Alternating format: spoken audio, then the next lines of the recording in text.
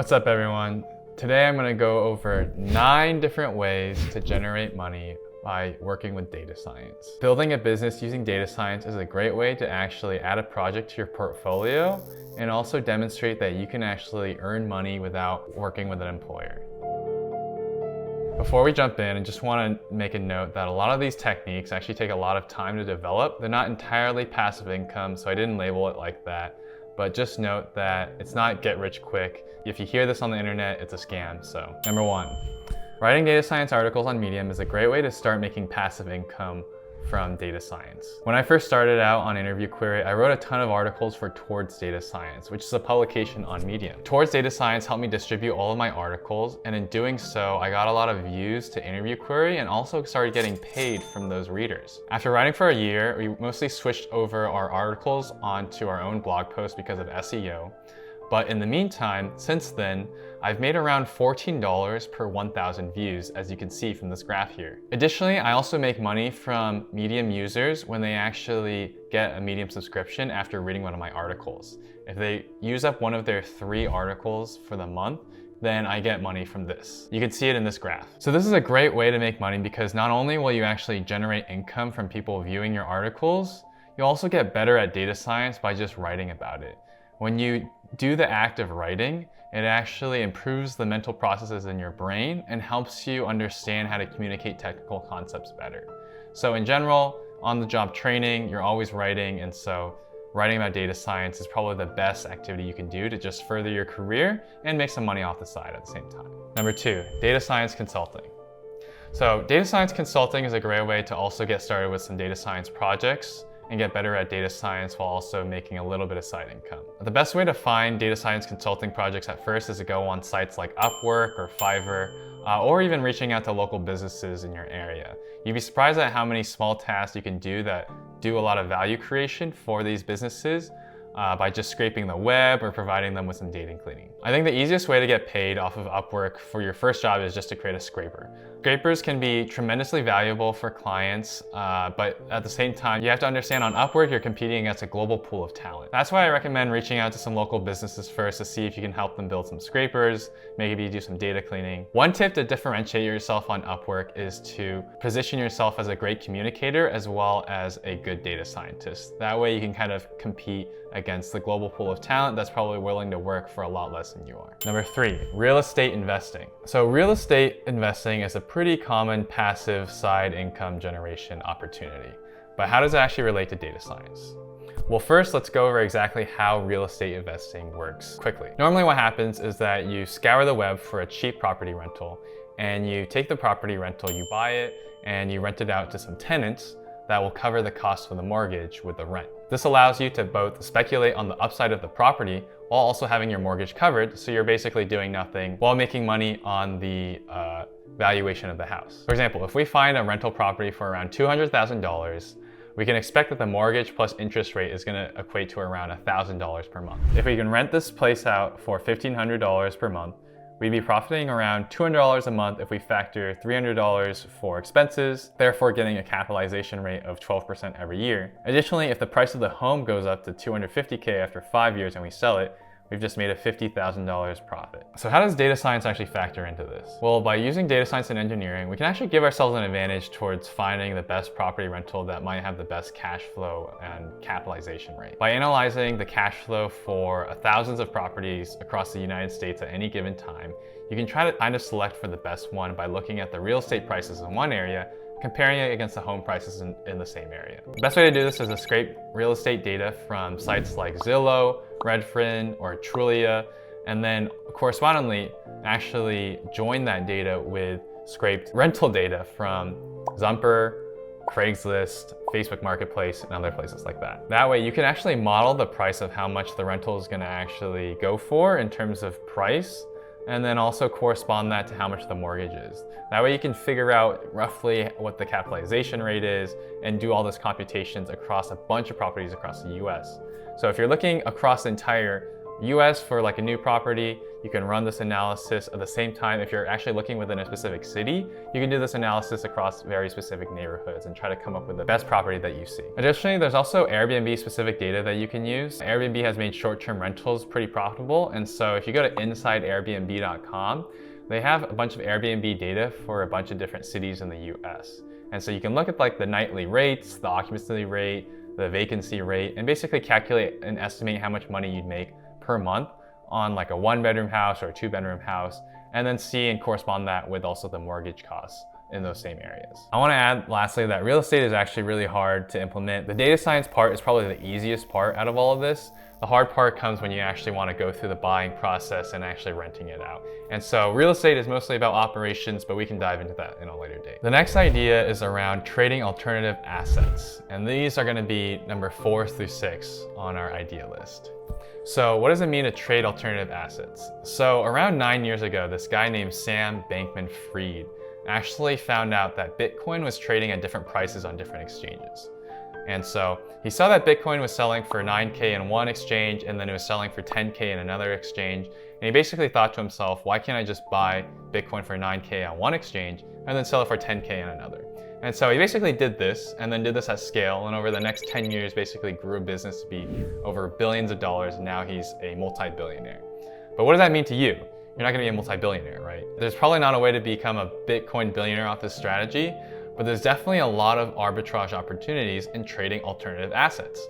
Alternative assets are basically defined as assets that aren't especially liquid. So specifically stuff like Pokemon cards, concert tickets, shoes, diamonds, watches, and even like crypto and NFTs. These are all considered mainly alternative assets. Stocks and cash are mostly liquid, right? And so if I try to sell a stock like Microsoft on Fidelity or any other brokerage, and I try to sell it like Microsoft stock for 50 bucks, they're not gonna let me. They're gonna sell it for whatever the price it is today. If I go out and I try to sell like a super rare Charizard for 50 bucks, and then actually someone is willing to buy it for 400, they're gonna buy it for 50 bucks and they could probably resell it for 400. So this is called the alternative asset arbitrage, right?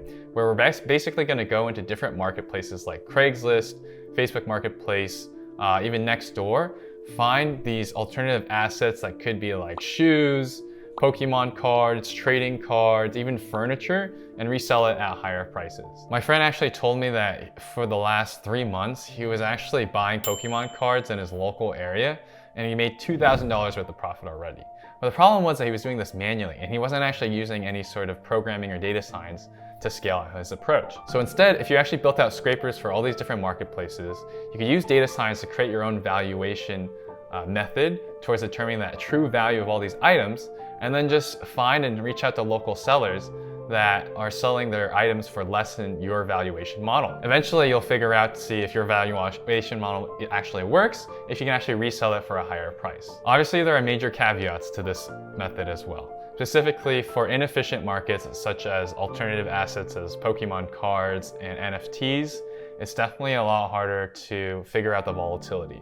For one, a lot of Pokemon cards do have to get graded, which means that the card has to be specified in a specific condition. So if your automatic scraper / buyer bot goes out and buys like a Charizard card that's torn up, and you don't realize that it's torn up and you didn't put that into your valuation model, you're gonna get screwed on that. And so most of this is actually about kind of making some side generation income, figuring out the kinks in your model, and then iterating on your model over time. The best formula for entering these markets and figuring out which one to actually buy is to actually evaluate these marketplaces on 3 different factors. One is the inefficiency of the market. So basically, how much are prices fluctuating for, and how much can you get an arbitrage off of your model. The second is the operational intensity of buying and selling. Basically, how hard is it for you to actually physically buy and sell this object? How much money do you have to put in and how much time?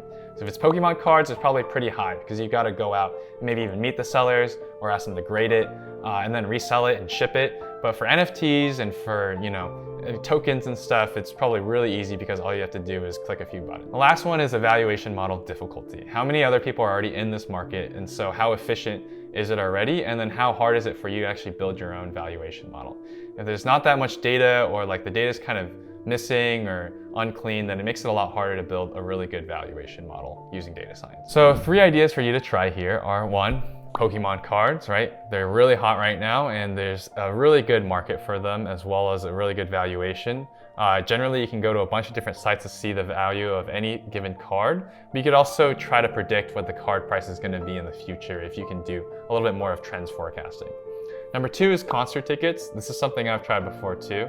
A lot of artists will sell out a lot of shows and the prices will go up for higher than the actual price because they're not valuing the price of their shows correctly. And so you can find like the different artists that are playing in specific hometowns or different kinds of cities where the tickets are generally going to sell out. And number 3 is NFTs. I don't want to really go into this because I don't know too much about them, but specifically I know that the valuation of many crypto punks and Bored Apes changes on a daily basis. So if you can figure that out, then you'll be a much better position than I am. Saving the best for last, the last 3 ideas that we have are building data as a service businesses.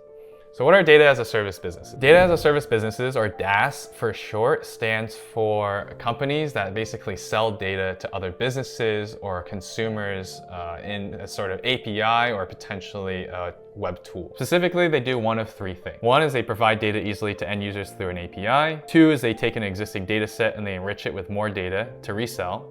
And 3, they aggregate data into summary analytics to display for a sale on a dashboard or as like a web tool for a user. For example, when I was in college, one day I actually built a scraper for Craigslist and posted a blog post on it online about how different rental prices in Seattle were going up over the past few years.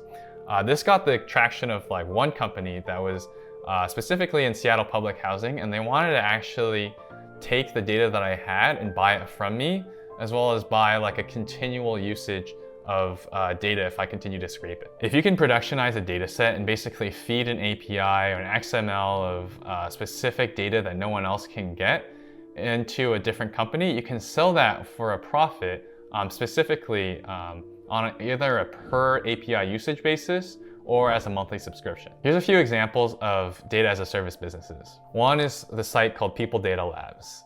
People Data Labs is super cool. Basically, they've scraped LinkedIn and a bunch of other sites and joined it into the one data set around a person. They hold onto this data set, they continually scrape LinkedIn and other sources, and they find different ways to monetize off of this data set by basically charging companies and recruiting tools usage rates for enriching their own data sets. So if a recruiting tool needs to know the email address of someone on LinkedIn, they can provide that because they've done all the analysis of joining a bunch of people's profiles together. Another one is called SafeGraph. So SafeGraph basically took a bunch of location data and aggregated it so that any business that needs location data, such as understanding exactly where all the McDonald's are in the world, can access this data through an API as well. There's this website called capitaltrades.com. Basically what they did was they took everyone in Congress's stock picks from what they've been doing and then basically try to correlate it and put it into a dashboard for hedge funds to use.